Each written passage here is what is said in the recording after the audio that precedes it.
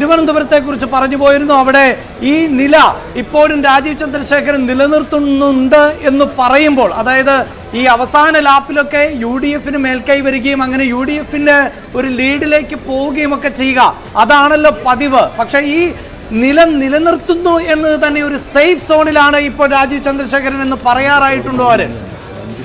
ഇപ്പോൾ PRDയുടെ ഏറ്റവും ഒടുവിലത്തെ ഔദ്യോഗികമായ കണക്ക് പ്രകാരം 13,000-ലധികം വോട്ടിന്റെ ഒരു ലീഡ് രാജീവ് ചന്ദ്രശേഖരന് ഉണ്ട്. അത് വളരെ സേഫ് എന്ന് വേണമെങ്കിൽ ഈ ഘട്ടത്തിൽ നമുക്ക് പറയാൻ കഴിയും. അത് മറികടക്കാനാകുന്ന പ്രതീക്ഷ ഞാൻ നേരത്തെ സൂചിപ്പിച്ച പോലെ തീരദേശ മണ്ഡലങ്ങൾ കൊണ്ട് മറികടക്കാമെന്ന് UDF കേന്ദ്രം എപ്പോഴും പറയുന്നുവെങ്കിലും വലിയ രീതിയിൽ ഈ മേഖല എത്തുമ്പോഴും വോട്ട് താഴുന്നില്ല എന്നാണ് ശ്രദ്ധിക്കേണ്ടത്. രാജീവ് ചന്ദ്രശേഖർ വളരെ കൃത്യമായി ഒരു ലീഡ് മെയിൻറ്റെയിൻ ചെയ്ത് പോകുന്നുണ്ട്. അദ്ദേഹം ലീഡിലേക്ക് വന്ന ശേഷം വളരെ കൃത്യമായി തന്നെ ആ ലീഡ് നിലനിർത്തി പോകാൻ അദ്ദേഹത്തിന് കഴിയുന്നുണ്ട്. അവിടെയാണ് ശശി തരൂരിന്റെ സാധ്യതകൾക്ക് ഇപ്പോൾ ഒരു മങ്ങലേൽക്കുന്നു എന്ന് നമുക്ക് ഈ ഘട്ടത്തിൽ പറയാൻ കഴിയുന്നത്.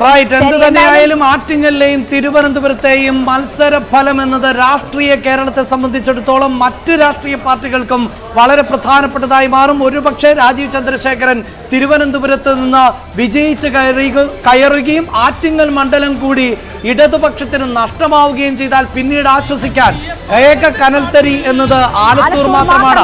അത് വലിയ നാണക്കേടാക്കി മാറും ഇടതുപക്ഷത്തിന്. തീർച്ചയായും, അതായത്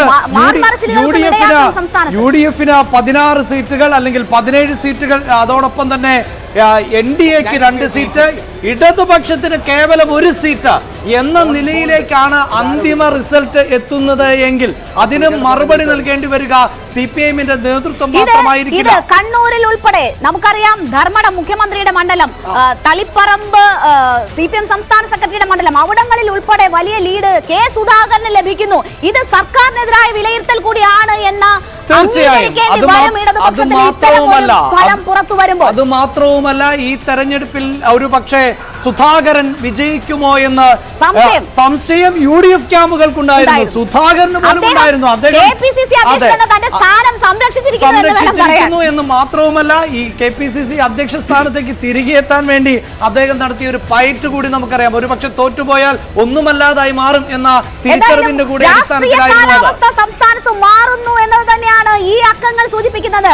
ഒരിടത്ത് LDF, 17ഇടത്ത് UDF, 2ഇടത്ത് BJP എന്ന ഈ കണക്ക് സംസ്ഥാനത്ത് രാഷ്ട്രീയ ചിത്രം മാറുന്നു എന്നത് തന്നെയാണ്. 71,136 സുരേഷ് ഗോപി ലീഡ് ഉയർത്തിയിരിക്കുന്നു. 70,000 കടന്ന് സുരേഷ് ഗോപിയുടെ ലീഡ് കുതിക്കുകയാണ്. അത്ഭുതം സുരേഷ് ഗോപി സൃഷ്ടിക്കുന്നു. അതേസമയം 1571 അടൂർ പ്രകാശിന്റെ ലീഡ് ഉയരുന്നു ആറ്റിങ്ങലിൽ. അടൂർ പ്രകാശ് 1402 ക്രമാനുഗതമായി അടൂർ പ്രകാശ് ആറ്റിങ്ങലിൽ ലീഡ് ഉയർത്തുന്നു.